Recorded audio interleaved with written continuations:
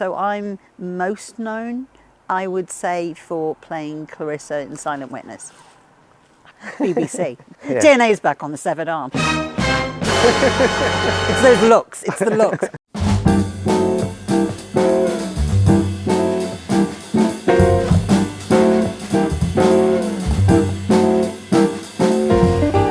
Frankie, I am very excited today. I'm always excited. But the thing is, I've been organising a show in Edinburgh with Simon Minty, and we had Liz Carr for 3 days, but she's going home. But before she goes home, I'm so excited to get Liz Carr, the Liz Carr, to interview one of my shoots. That is Liz Carr.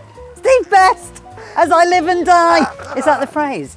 It always sounds weird, that. Is that Live right? and breathe. Oh, that's right. Yeah, you haven't learned the words. No.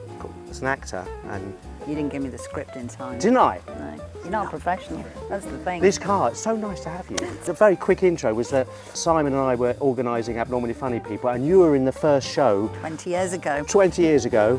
We did a 20th anniversary, and you came back for 3 days. Simon got you back because you were. I remember. I saw you in the street in King's Cross area, London area, Yeah. and well, you said, "I'm not coming back." I used with a swear word in there. Yeah, no way. There was No no way. way. Because you've had this planned almost a year, I think. I mean, Yes. it's a long time. Yes. And it felt, I felt very clear, no way was I going to do Edinburgh again. Because Wasn't- you'd kind of packed up the comedy. That's it. It just felt like, no, I can think of nothing worse than being up here, she says, now up here. But you're going So we home. know the ending. So spoiler alert, I do come. But how were you convinced to Guilt. come up? Guilt. Guilt. Really? Yeah, you and Simon. I started the You thing, started it. and he carried on. That's right, because see, I know Simon a bit more. I contact him. We were in touch with different things, and Yes. so he just sort of go, just so you know, this is happening. Just so you know, this is happening. And Abnormally Funny People in some ways probably changed my life. So it sort of felt like, maybe just being part of it. Plus, I have major FOMO. So FOMO, fear of missing out, Yeah. for the youngsters out there. Yeah. Oh no, for the oldies. yeah, so I think if I hadn't come, I'd have been like, could I still do it? Can I do it? Can I just say that Liz Carr can still do it, because I thought what you did, it was fantastic. I think you mixed some of the old stuff with some of the references that you did before, Yeah. and about what you're doing now as well. I think it was really good. Thank you. But also in 3 days, every day was different that I've done here. So the first one was it just felt more sedate about where I am now. And if I used old material, I referenced it and Yeah. talked about it, almost, deconstructed it. Yes. But also talked about why I'd quit and who I am now and aging. Absolutely. All of I was 33, and that feels a big difference to now be 53 back on the comedy circuits. So that the first day felt great, and it felt really like me. Yeah. And then the next day I felt very wobbly because I'd been to see shows and I'd been doing that Edinburgh thing of being out and about. Whereas for the first one, I'd been looking at my notes. I saw you and looking at that. Wait, because is that from the acting idea now? No, Or you I've always done Yeah, that. Yeah. I mean, Jo, my wife, is like, she said, "Are you going to sit there with your comedy notebook and start doing that?" that sort of muttering thing, which I would do before any gig. Right. And that's just who I am. Like before exams at school, I would have notes and revision notes right before they were dragged out of my little bony hands. So I'm always like that. And I think that, the first day, I was very much in my head. And then the second one, I've been doing other things and meeting people. And then I just romp in to do it. Not being complacent, but No. I felt really unprepared and very wobbly day 2. But I've always noticed, even from day one, 20 years ago, your performance skills, and this is kind of before you properly took up acting, as in you might have learnt a different way of doing things, but you're very calm and collected on stage, even though you might be panicking inside. You don't speed up, you pause, you wait. Well, that wasn't always the way, was it, when you first started? I think my therapist would agree. Yeah. I have had panic attacks in therapy, and the therapist has not known. Right, Really? so I can be in absolute terror. I spend a lot of my life in quite a lot of terror, Really? Steve. Yes. So you usually don't know it. Again, Jo will not know, and we've lived together for 18 years. So I'm very, very good, thankfully, at coming across quite calm and often in control and quite warm, which I need to be because my appearance can disarm people and make them feel afraid because I look different. I look like I've been ill and I have been ill. And so people can be afraid of that. So that skill of needing to be a good communicator and needing to get people on side early. Has that changed? Because I'm sure in the early days when you first came to do shows, Yeah. that would be the elephant in the room or whatever you want to call it. And do you address it? But now, because you are famous Liz Carr. The Liz Carr. The Liz Carr, sorry. That's why I'm on Twitter. Is it? Yeah. Is there no barrier now from that? People want to listen to you, want to be with you? Oh, I think it can work both ways because I think people's expectations Right. of you, they have higher expectations of you in a way because they might know you from something. Yeah.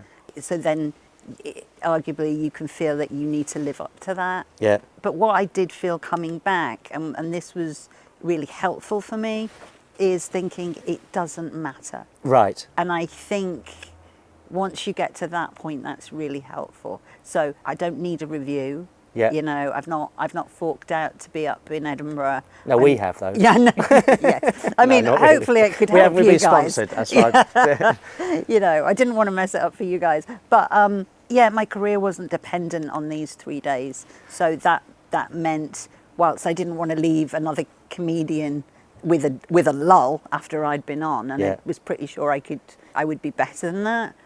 It didn't matter for me, and so that very first day. There felt like, on purpose, there was more, I think I said this to you at the time, or more almost like storytelling with some jokes. And that normally is not my style. Normally I want laughs. But that was one of the ways of, I think, getting you back, saying there's no pressure. Yeah, you did. With the idea of you being who you are, there's always humour in your stories anyway, so it's not, which is what we kind of want to do as well. I once did some shows for a thing called Ducky, which is at the RVT, and they had seen me at a comedy night at Soho, and it was not a great comedy night at all. But the next day I spoke to the promoter of Ducky, Simon Casson, and he said, we want to book you. And he said, here's the thing, if it goes badly, we'll book you again. And we don't mind what you do. Right. And so somebody that having... pressure. So, yeah, exactly. So you know, which you don't get in comedy, I don't think. It's one of the things that I really started to hate about it, is that, you know, unless you're consistently good... I get it. It's a business. It's a commercial business. Unless you're consistently good, then you won't get booked. So then that fear I had about trying new things and that worry about, you know, I felt I couldn't be creative in that way. Whereas when somebody says, do you know what, however you do, you're going to come back. And you kind of did that, really. You sort of went, Liz, just come up. Yeah. And we trust you. Yeah, and totally. that's like, so then I think you sort of raise yourself to that. Because I came to you after the show and said, you're going to carry on doing it then? You swore at me again. Yeah, but I do that a the lot. fact is that you really did look like you were enjoying yourself. And I don't know if that's very good acting, or you deep down, you know, there was some kind of... Because I'm slightly the same in the sense I don't do hardly any gigs now. You're doing all this all this malarkey. rubbish. And but the thing is that I still enjoy that buzz, but do I miss it enough? You could do your own your own show now. Yeah. You not feel that you have to, laugh. It's what you do is great. So we're heading home this afternoon on the train. There's delays, right? And it's a Sunday. And so I was like, imagine that, what would happen? And should we have stayed longer? Is three nights enough kind of thing? She should have stayed longer. And I don't think I could better yesterday. So yesterday's gig was like a sellout. Yeah, it was. Yeah. Which was amazing, and every act was strong. There was no lulls. It didn't feel that way from my point of view. And so everything I had planned to do, I didn't do. Oh, I know, material was still familiar, and a lot of it was really old familiar, which is more gag heavy. Yeah. And that kind of more in your face, Liz Carr, and ruder, and fuck you. That was a lot more evident yesterday. I've only done 3, but it felt they were all really different. And yesterday, I don't think I could. It's a great one to end on. it was a great one to end on. So in 30 years, when you're the 50th. Yes, that's right. But have you, in your head, you've drawn another line under it, the stand-up side of it? I think so. I think I have. But, you know, I've just done a play and it was funny, as well as there being music in it and it being a drama, it also was really comical. And there is nothing like being on stage and getting laughs and communicating and having that immediacy with an audience. So when you say, you know, would I do a show on my own, for example, that's the problem. I like being in an ensemble. Yeah. You know, the middle day that I've done here, it was fine. It wasn't fun. It felt quite stressful to me. Thankfully, I think people enjoyed it still. It was good. But it was great to know I didn't have to do more than 10 minutes. It was great to know that I was part of a group. And the same with the play, for example, is that it was a play where I was in an ensemble. And that was the relief of not having to produce and fundraise and do all those things that lots of us have done, I think, in our careers. Yeah. Is a joy not to do that. So I don't think I want to do that Arts Council application. No. Venues of nobody turning up. Yeah. It's so stressful. But I mean, you are in a different position in the sense of you would get an audience from everything you've done now, most probably. If it was done, if it's PR'd properly, and you know. You know what? You never quite know. And the other thing is, you know, if so, I'm most known, I would say, for playing Clarissa in Silent Witness. BBC. You did a bit on the stage the other day about. It was made me really laugh. The DNA. DNA's back on the severed arm. It's those looks. It's the looks always, and which is an actual line from the show. Yes, that's what made it really funny to me as well. Yeah. You know, but who I am in that show, and I'm sarcastic. I mean, I tend to get roles based on sarcasm, which is no idea why. But who I am on stage is another level of that, and I often think that audiences, you know, the demographic for Silent Witness is wide. Yes, it is. Of all jurisdictions, all political viewpoints, age-wise, you know, and then to get someone that's like, you know I look frail, but I'm a real which is something that I said yesterday and very true. We'll have to beat that one. No, we won't edit that because I like that word. But is that the Silent Witness audience? Is that the me that you're expecting? Right. You know, because they think that from the telly, they think they know you from your roles in the telly, which. There was an episode once where my character spoke Japanese, right? And the number of people that afterwards were like, my God, you can speak Japanese. And you're like, no, I've got no idea what I said. Yeah. You know, was it hard to learn though? Because I'm me, I wanted it to be good. So via a mate, I found somebody that spoke Japanese and phonetically that phonetically it sounded really good. Because she was, you know, Clarissa, the character that I played, was a stickler for detail. In some ways, so am I. So even though I wasn't quite sure what I was saying, method acting, I wanted it to be good. So then people thought I spoke Japanese. If you're liking this episode with Liz Carr, the Liz Carr, sorry. I get told that's on the contract, say the Liz Carr. Like the episode, subscribe, comment, subscribe. Back to the interview, Liz Carr. One of the things that you sort of said think about for today was if you could gig with anyone. Who could you we'll go to that question now. Absolutely Billy Connolly. Oh, really? Yeah, I mean, no question. When I was going through them, it's like, yep. I not necessarily that I want to gig, I just want to be in his presence. Because? Because an audience with Billy Connolly that went out in the 80s on ITV, it still remains the one thing that I have cried laughing at. And this is what I was going to say about the persona of a comedian and what you have to be on TV. So I would be probably 13, 14 or whatever when that went out. I watched it with my mum and dad, thought it was genius, fell in love with him. And then we went to see him live. Yeah. And that was all F-bombs and C-bombs. And I didn't come from a household where we didn't swear. But it was not the fodder of a 13-year-old girl at all. I remember going to see Peter Kay and thinking he was genius. Yeah. And the way that he played with the audience, because I thought it was so good, I went to see it again. And of course, all the playing with the audience was exactly the same. Yeah. And I remember, I think it's Milton Jones who says it's an act. You know, it's got that word in it. It's an act. You're learning an act. And even if it feels, and it is fresh every night, the fact is, most of the things that most of us do on stage are staged and is a learnt behaviour. Good observation, but do you think then comedians can make good actors because there is an innate timing or funny bone, whatever it is, in the best comedians that can't sometimes be learnt? I think there are a lot of people that cross over, Yeah. and I think some of that is because if you do comedy, you can create your own work. You know, because if I'm just an actor, when can I perform in front of an audience? I've got to wait till either I create my own show, which is a big deal, or somebody auditions me and I get that role. Whereas I could do an open spot. I live in London, so I could do an open spot every night of the week, times over. It may not be great, it may not be with a brilliant audience, but you can be on stage and get that buzz anytime. So I think there is a neediness in actors and a wanting experience where they will do both. Having just done a play and talking to the other actors about coming up here to do Edinburgh, they were like, oh my God, I can't think, even actors are like, I can't think of anything worse than doing stand-up. And you're like, I think you underestimate the amount of control that I think you have. You're in the position of power most of the time. You are, but I think, as I said, going back to whether that can be learnt or that person has that control because they just can feel it, or whether you can learn that, how to feel it.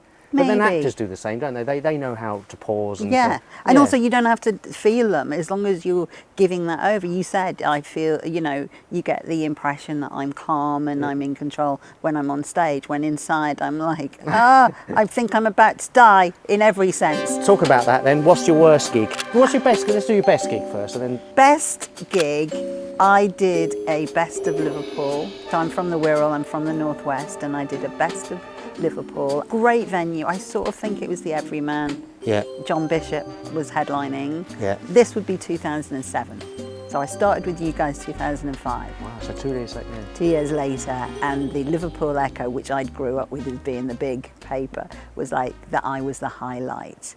That's one thing because that comes afterwards. But on the night, it was one of those where I just felt like a comedy goddess. Really? Because I was so underestimated. I don't think there were any other women. Right. So you've got all these blokes of various ages, and then you've got little old me coming out, and I'd be 35 at the time. And also because my parents lived close by, they had brought family and friends. So I just remember, I just remember Bridie and Terry Joe. They were there, and mum and dad and loads of mates, and it just felt like, I felt like I was a comedy goddess. There's no better feeling really. But you know what, yesterday I felt pretty great. So you can have them, and I don't know, it doesn't have to be remarkable. The Liverpool one was remarkable, but yesterday was, you know, I'll take that as if I never gigged again, I would be happy with that gig. The second best gig at the... Maybe. Worst then, worst. Oh God. 2. One was at the Hammersmith Palais just before it was going to be pulled down. That's quite a big venue. Was that quite big? Yeah, big venue with Joe Brand. For God's sake. You're being heckled already. It felt like that. It was bottle crackingly bad. Oh my word. Someone's wearing big contact lenses. That was a classic line, isn't it?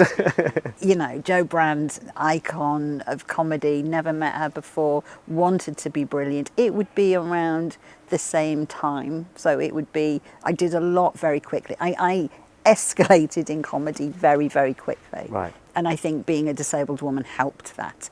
Because I think if you were kind of a non-disabled bloke, you're one of zillions. But that having that unique... That USP meant, and you know, and diversity drives meant that I did quite well. Anyway, I was with a different partner at the time, and he was having pretty much a nervous breakdown that day.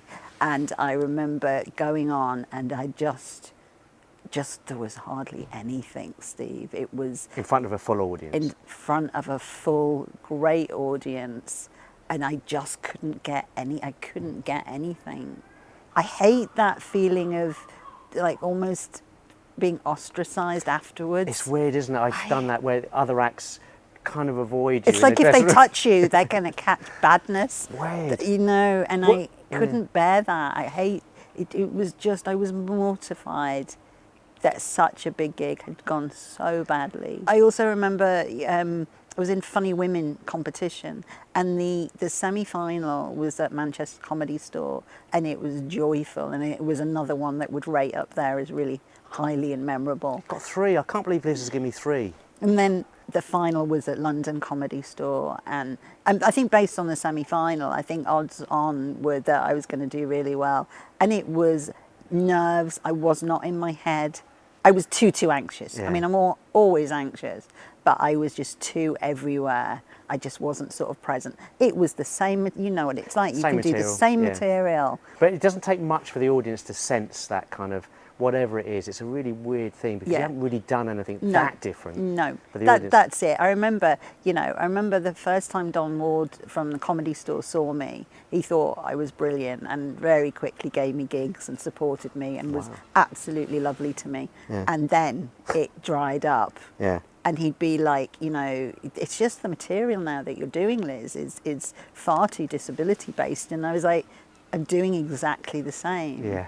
And I just wasn't good. Yeah. And it's fine not to be good, but it's not about the material often. But it was often a very easy approach for promoters to go, it's because your material is too disability, it's not relatable. I think that's bullshit. I think if you're good, you're good, and I think you can make anything funny. Yeah. But if you were bad, you kind of weren't given another chance because it was like, it's because you're a disabled comedian doing disability material. I'm not saying we shouldn't do more and whatever, but if comedians talk about their life experiences, then part of that, I do have a life experience that is different to other people, and that's also really important and relevant. You can still connect, I believe, even if you across divides as such. Yeah. You do quite a lot of interviews now, I presume. No, I used to. I used to do a podcast. I did a podcast in 2006 when it was like, they're ubiquitous, but like this was when we didn't know what they were. Yeah. And that was, with BBC and Matt Fraser. Oh, what was that? That was the Ouch podcast. Simon started And Simon carried on doing that. Ours was under the radar.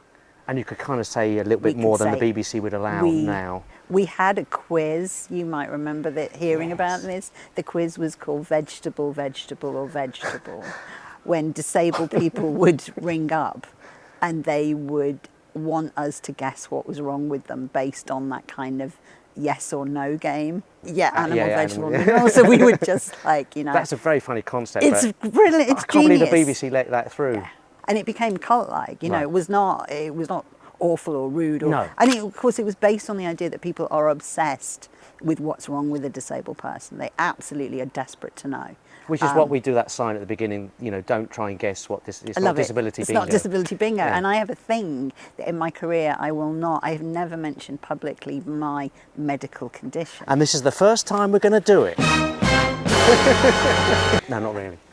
And but to the point where the internet, in inverted commas, have decided I have a particular medical condition. Really? And it really makes me laugh. So it's on my wiki page, my Wikipedia page and all that. Right. And so, I don't know, maybe 3 years ago, I got a charity for this condition that people think I have, saying, would you be a trustee? Wow. And I was like, I have to have a connection to things, and I don't have that condition, so no.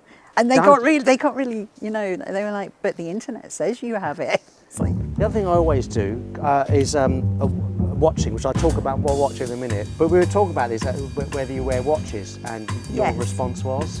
Look at these wrists. But look at these wrists. So throughout this shoot with Liz Carr, I've been wearing this quite crazy watch. It's a Dwance & Co.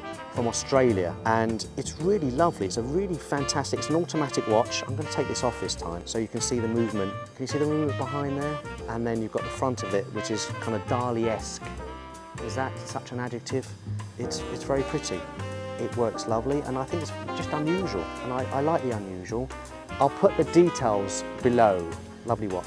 But have you ever worn? I like a watch. Yeah. And I used to wear one. I think I wore one at school. But like the head of the watch, the face of the watch would like take up that top bit, and then there'd be almost nothing. You'd be at the buckle. Yeah. So it just became not comfortable, I guess. Yeah. And then when we started using phones and everything, but I like watches on other people. And I find it a shame that people are using phones. They're using phones, but now they've very much gone on to smartwatches.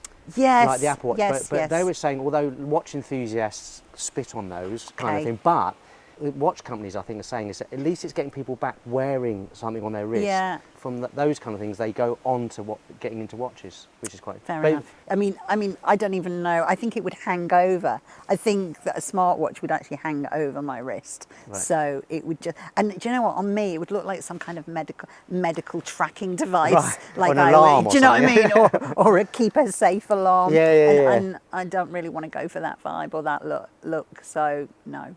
I start doing stand-up and I'm 33. I'd done sketch comedy before that, so I thought that... What was the sketch? I can't remember what you... Yeah, so I used to be part of a disabled women, deaf women's comedy group called Nasty Girls. Nasty Girls, yeah. We did shows all over the world. We did at London Comedy Festival, we did at Soho. You know, we had some really nice gigs, but we'd often really do... like events, disability conferences and stuff. And again, pretty irreverent, and I really loved that. And then abnormally funny people came along, and I just thought I could transfer a lot of that stuff, that material. If we are going to talk again about worst gig, probably the very first stand-up gig that I ever did, which was with you guys, which was upstairs at Soho Theatre. You did the... Do you remember the alphabet? The alphabet, yeah. I know. It was the cripples ABC. Yeah. So it was like A is for the amputee that struggles without a limb. B is for the blinky whose sight is dark and dim. I mean, it will... Do you remember it still? Yeah. I'm not sure I know beyond C. Oh, right. I remember I was dressed in a black top, much like today. You had the black curtains behind, and then this dark material, and that was the note from Hugh Thomas. Was it? Who was and I remember Tanya Lee Davis, who is anything but dark, really. What Hugh said: if you are going to get away with being that dark, I would have to have a persona, because of the fear that people would have about me anyway, being a disabled woman, would be that I had to do it with mischief. Which is what happened, isn't it? Which is what you do. But that was what turned it. It was like your persona is all important in how you're going to deliver that kind of dark material, and that was hugely helpful. And then Tanya Lee wanted to get me all, she got me in pink tops. And oh, really? Get your tartars out, she'd say. That would be the one. I'm like, I haven't got any, Tanya Lee, no. It's 2010 now, so we're 7 years in. I've done fine, but there's been a lot of being carried upstairs to inaccessible venues. There's been a lot of, your materials to disability. There's been so many miles, that one. Just you drive all over, don't you, for nothing sometimes. A lot of cancellations. It's a hard industry, incredibly hard. And I just thought I was going to get married, about to get married, and I just thought, I think I need to find a different career. And so there was... Channel 4 did this diversity scheme, not just for disabled people, but for kind of all minorities, oppressed groups. And the result, if you got a place, was to work in various production companies. And I thought, well, okay, maybe this just isn't for me, and I need a break. I felt I needed a break. There was like Baby Cow was one of them, and Hat Trick, and I got the Hat Trick placement. So I was now pretty much, was I coming up to 40, late 30s, so I was like the oldest intern in town. So usually young, the interns, aren't they? Yeah, so the money wasn't, you were paid, but it wasn't brilliant. By the end of my year there, and I am thin, and that's for lots of reasons, but I could barely eat with the experience and what I would probably say was bullying. Oh, really? To the point that just I needed therapy desperately. It's when my therapy really began in earnest. I remember contacting a therapist, and we had this conversation about what was happening and why I felt I needed therapy. Great, and we had an appointment planned, and just before I finished speaking to her on the phone, I said, oh, by the way, it's worth noting that I'm a wheelchair user. So that had not come up, Of course, that was going to be problematic because her rooms were not accessible. But as we were finishing, she said, don't you worry, we will sort out your issues with being disabled. And But that wasn't the issue. Is that That what- was not. Yeah. My issue was that I was working with people on shows that they really didn't want an intern. They didn't need an intern. They didn't know what to do with me. I had no role. One of the things that happened was when I first began there. So it's one of those buildings where you've got hot seats everywhere. Anyway, so I was in a particular team, and for the first few days, like nobody really. I mean, the boss spoke to me to tell me what to do, but nobody in the team who was sitting there, and they were all kind of lads Yeah. up to 20 years younger than me.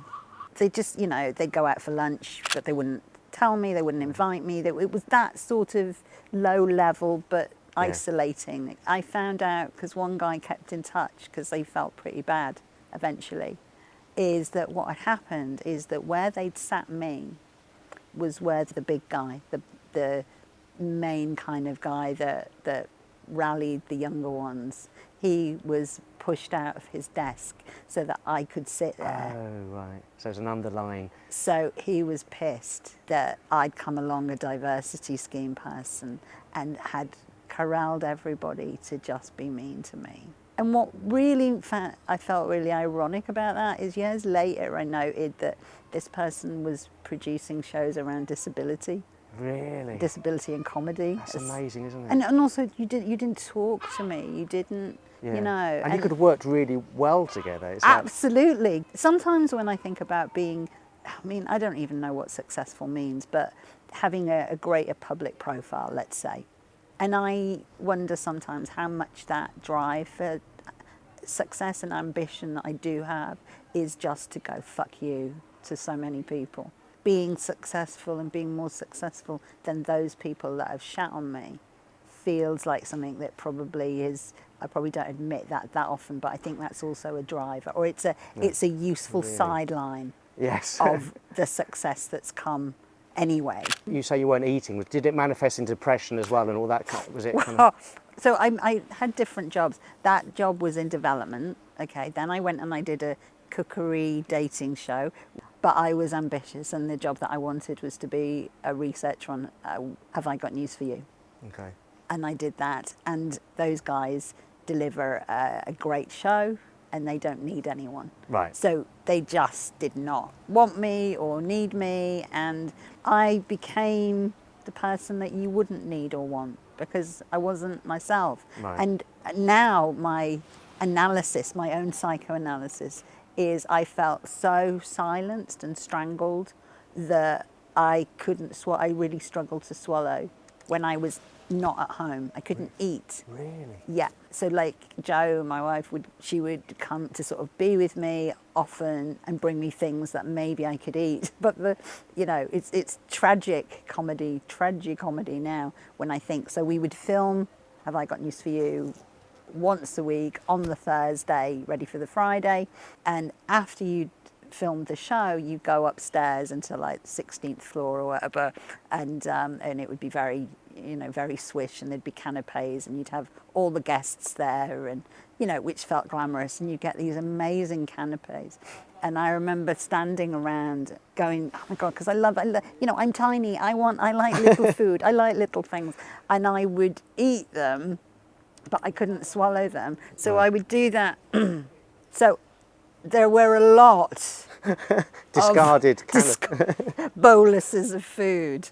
The building's gone down now, and Jo said that we drove past it recently, and she said, I wonder how many undigested little things of food there are in where that building used to be. It was, that's how bad it was. I won't watch the programme. I know really? Because of that, it's still yeah, it's like a PTSD it was more or less. Hugely traumatic for me. There was once where it was like the end of season going to play rounders, which is, a tradition.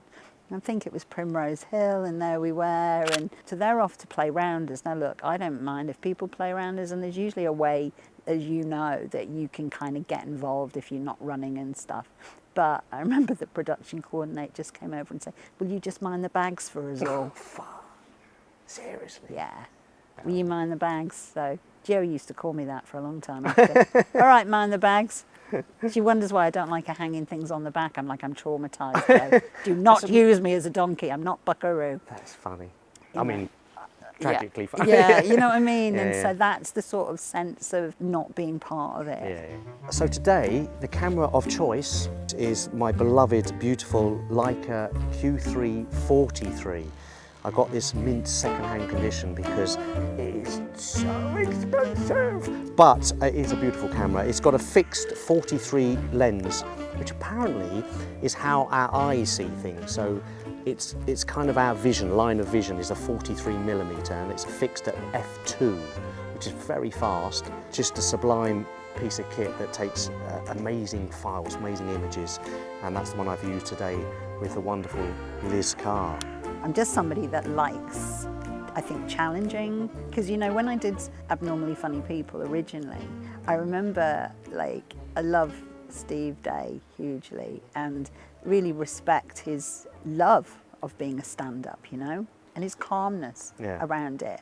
And I remember him loving that month and being excited for what came next for him. And I could think of nothing worse than going off and having a career in stand-up after I'd done the month with you guys in 2003. But that's the effect we have on people. Yes, it was like, I can think of nothing worse. It's great. You've got to remember, I'm also an actor, so I'm very dramatic about things, of course. Yeah. So but then the thing is, I was like, yeah, but I've been part of a disability lineup.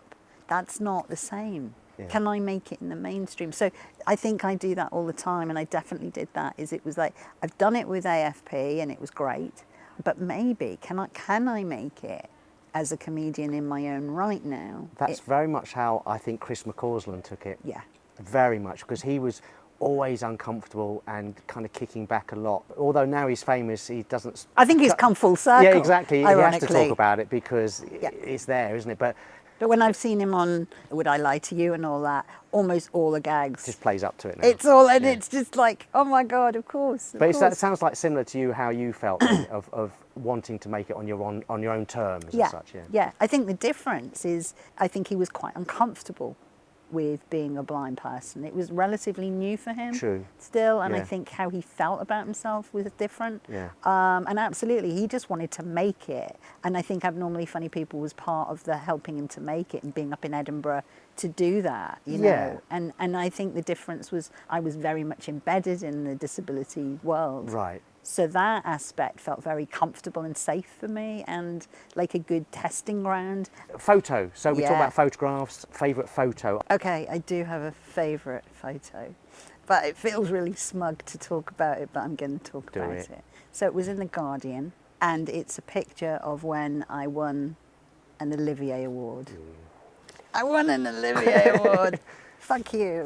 For Best Supporting Actress in a Play. Right. I was in a play at the National Theatre called The Normal Heart. It was a play about the AIDS crisis in the beginning in New York in the early 80s. We were just out of and in and out of lockdown, so it was during COVID, so it had an even more powerful presence on the stage because we were living in a time where this virus was taking lives and a pandemic. I was nominated for an Olivier Award. And the Olivier Awards happen annually for theatre, and they happen at the Albert Hall. Red carpet? It was green, because it was all about recycling. There's an iconic image of red carpets, or the steps up to... Yeah, and also once you're in there, if you think about it doesn't matter what it's for, if you think about award ceremonies, you're always sat in the audience, and then they focus on the nominees, don't they? And then they call the winner, right, from the stage. The thing is, the flat bit of the Albert Hall was not accessible. I was not going to be able to sit where everyone else sat and then go from the floor of the Albert Hall onto the stage like everybody else. They hadn't made it accessible. What happened is I knew somebody, Athena Stevens, who was up for a writing award one year. And she advised me, and she said, well, what happened when she did it is she was going to be backstage with the other writers. Most people, when they're thinking about, oh my God, I've just been nominated for this really prestigious award, this is incredible. I was having to think, but what are we going to do about the steps and the red carpet or the green carpet? Yeah. What if I do win? What happens, right? So they have to plan it as if you are going to win. Right. And what they did was, about 20 minutes, just to be sure, before my category, I had someone in charge of me. They came and got me, and we went round, we got ready, we were at the back of the stage. And what was brilliant about the other young women, they were all young and amazing, is that they agreed to come backstage too. So they were glorious, because with Athena, not everybody had agreed. Some of the women were like, no, we want to be out there, we want the dream. Right. But I was really lucky in my year that everyone joined in. And here's what happened. So we go backstage. There's a couple more awards to come before ours. And everybody said hello to each other and was lovely. And we got to meet each other and we got to have a chat. So as it comes up to our category, we're all ushered to being near the entrance onto the stage for whoever wins, right? Joe's with me, we're all allowed a person. And it's like everyone is holding on to each other. And it is this moment of solidarity, not sure I like this word, but kind of a sisterhood, right? So the picture is what happens when they announce the winner. And the winner is me. The women are like joyful. I'm sure they're distraught and disappointed, but they were good actors, and they just looked excited. And the joy on my face, and Joe's across from me, and the other women. And it was one of those really rare moments where bad access led to a solution that actually was better than the original. Yeah. Rather than being antagonistic, not that we would be antagonistic, but individual and opposed to each other and on our own and isolated, we were a gang of women. We were all good. You've got to be all right to get to that point, right? And so when that picture sort of, for me, summarizes that sometimes when things are a bit shit, particularly access-wise, actually the solution can bring something even better. And so the photo is that, of all of us coming together. Yes, I win. And what I did is that when I went out and did my speech, I sort of made a point about how, great disabled people can act. We are good enough to be on the stage, and people should take note, really, casting directors and producers and directors. But what they need to do as well is to make award ceremonies accessible. And then we worked with them, and then the next year it was. Oh, fantastic. And every year since then it's been accessible. So the next year I went, I like to think of it as the Liz Carr ramp. Yeah. And I gave out an award. Oh, right. And so because I'd come from the back stage last time, when I gave out my awards, I went up the ramp so that we could use it. A wheelchair user has won since. Really? So that picture embodies so many things, including the winning, speaking out, and changing things. It's kind of everything that I'm about. I remember before that event, I remember a mate saying, you're not obliged to make everything that you do into a political point. And it's like, no, I know, but I guess I do feel a responsibility.